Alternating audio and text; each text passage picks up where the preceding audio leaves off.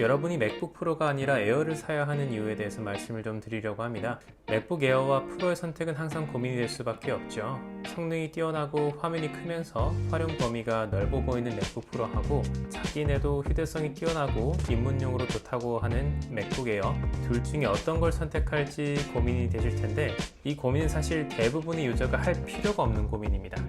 맥북 에어 M1이 나온 시점부터요. 여러분이 맥북을 구매하는 이유에 대해서 먼저 생각을 해보시면 답이 나올 겁니다. 일단 맥북의 주 용도가 사진 작업이나 4K 영상 편집을 위한 파이널 컷이라면 맥북 프로는 이미 필요가 없습니다. 지금 제가 쓰고 있는 이 맥북 에어 M1은 기본형 중에서도 기본형으로 최하위 옵션이지만 4K 영상 편집이라든지 포토샵이라든지 라이트룸 전혀 무리 없이 잘 돌아갑니다. 심지어 빠르기까지 해요. 원래 이러면 안 되는 건데 이번에 나온 M1 맥북 에어가 가성비를 넘어서 괴물 같은 성능을 가지고 있기 때문이죠. 만약 정말로 많은 양의 작업을 한다거나 각종 연계 작업 같은 걸 통해서 결과물을 만들어야 하는 하드코어 상업용이 아니라고 한다면 대부분은 이 정도로도 충분히 만족하실 만한 결과물을 얻을 수 있을 거라고 생각합니다. 그리고 그런 분들은 이미 이런 고민을 하지도 않으시겠죠. 저처럼 맥북을 처음 사서 쓰려고 하시는 분들이 화면 크기라든지 성능에 대한 기준이 없기 때문에 고민을 하시는 거라고 생각을 하는데,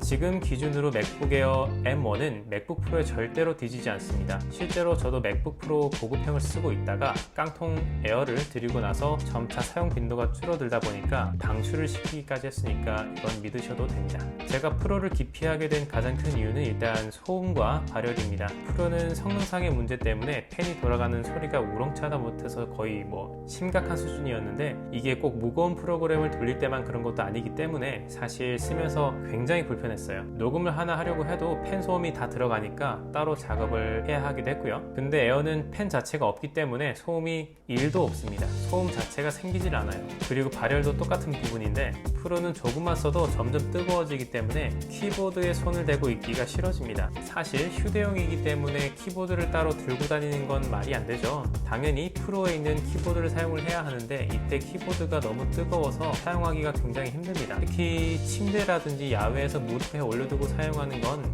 미친 짓이죠.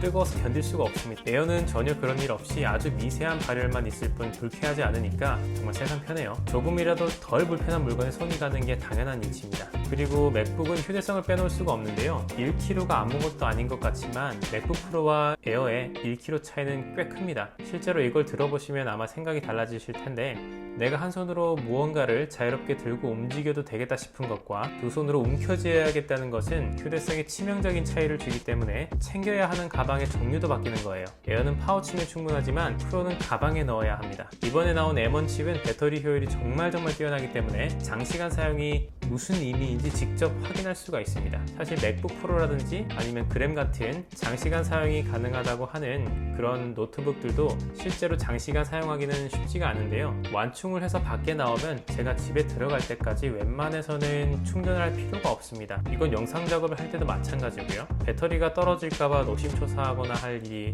전혀 없어요.